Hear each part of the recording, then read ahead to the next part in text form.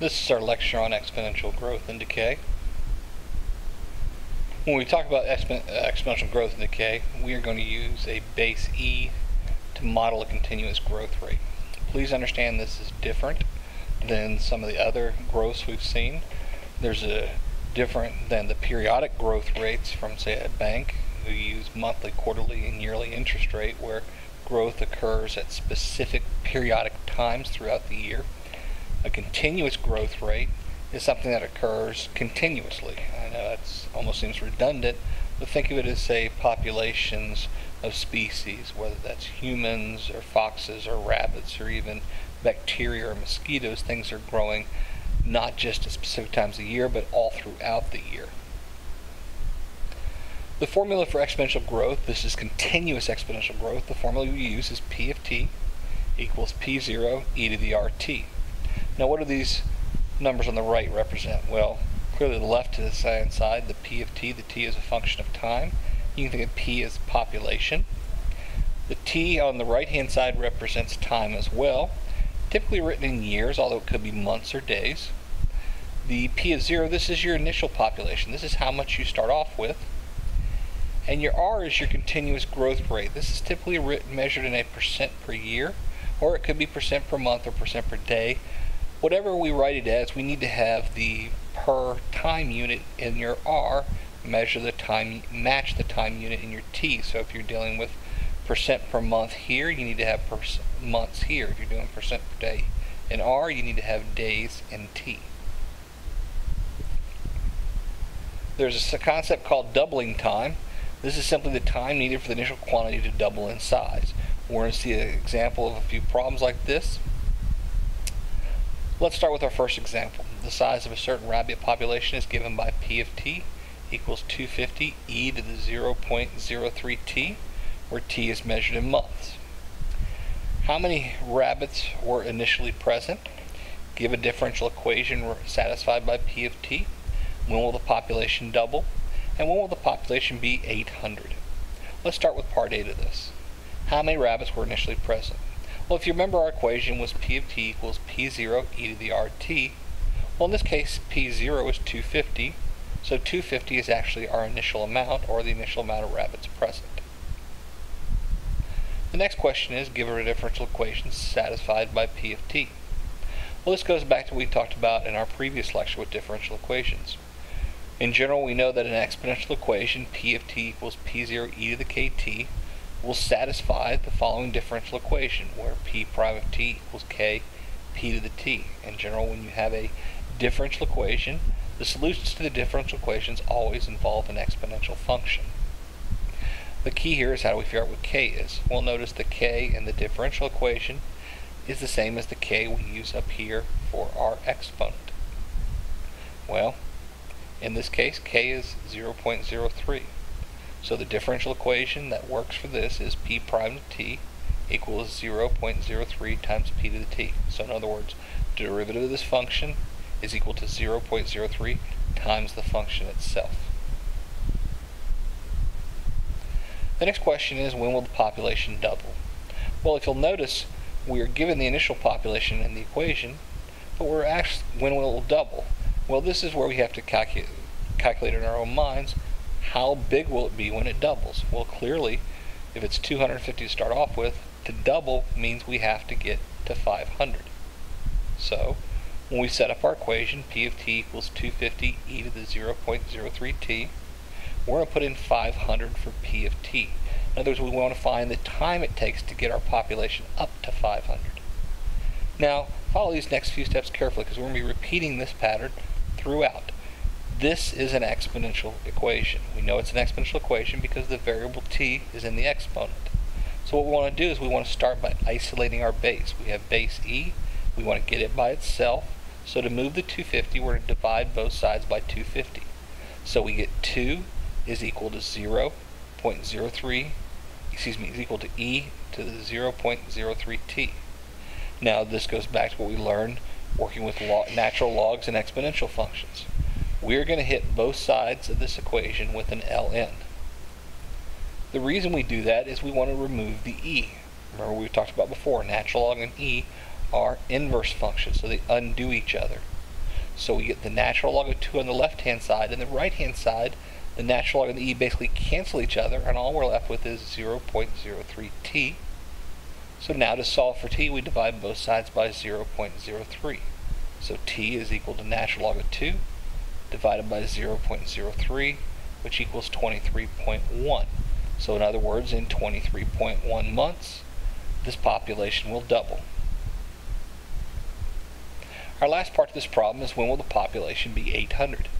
Well, we're going to set the problem up the same. We aren't talking about doubling, but we're still given a population, which is our P of t. So we're going to plug in 800 for P of t. Again, we're going to solve it the same method. We have to isolate the base, the e. So we're going to divide both sides by 250. We get 3.2 equals e to the 0.03t. Once again, we have an exponential function. I'm going to hit both sides with my natural log. We get natural log of 3.2 equals the natural log of e to the 0.03t. Again, the natural log and the e cancel each other out. So we're simply going to get 0.03t equals ln of 3.2. Divide both sides by 0.03 and we get 38.8.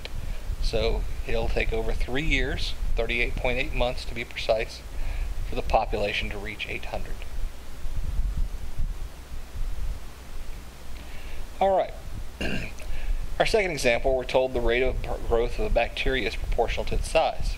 In 5 hours, the population of bacteria grew from 1 million cells to 2 million cells. How large will the bacteria be after 20 hours? Well, if you notice, we start with this equation. We have a little bit of an issue, though.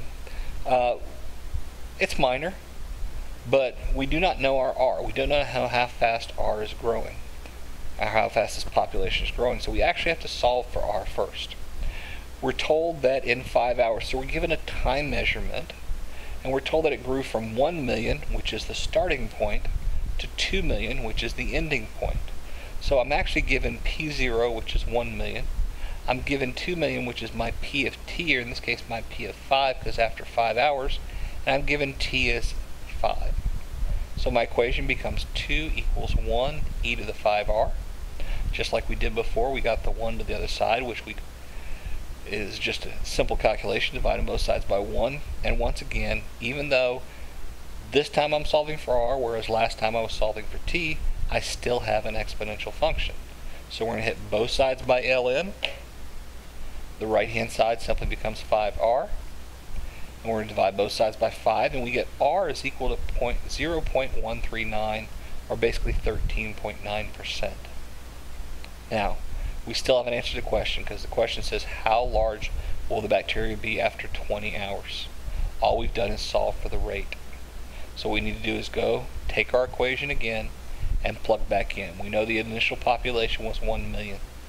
We know that it's growing at a rate of 0.139, and we want to find its population after 20 hours. So P of 20 is 1 times e to the 0.139 times 20, which gives us 16.12. Remember, these are measured in millions, so this is 16.12 million cells after 20 hours. Now, just like exponential growth, we have something else called exponential decay. Things can shrink continuously or decay over time. There's actually cities that decay over time. Detroit is a good example of it. It's been steadily shrinking for the last, about 65 years, since the early 50s. Now, our exponential decay model is very similar to our exponential growth model. We just use a different variable. We say P of t equals P0 e to the negative lambda. We're going to introduce a Greek character here, and e to the negative lambda t. Well, everything pretty much means the same thing. Our t is our time measurement. Our P0 is our initial population, and lambda is the continuous decay rate. It's typically, again, measured as a percent per year.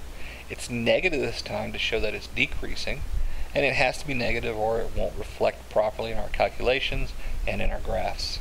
And again, we want the percent per time period, the time period on the lambda, to match up the time period on t. Now, there's a concept called half-life, which is basically the time needed for the initial quantity to shrink to half of its original size. Now, we talked about populations of cities. This also happens with radioactive materials. There are radioactive materials that we typically measure their half-life of it. In other words, if I start out with 100 grams of radioactive material, how long before I have only 50 grams, or what is the half-life, the time needed for it to reach 50 grams. Let's look at an example.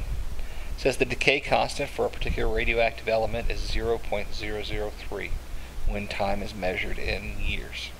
Find the half-life of the element. We're going to use our half-life formula. Notice something right away, we're not given the original amount, okay? And this is a very clever problem because we actually don't need the original amount, okay?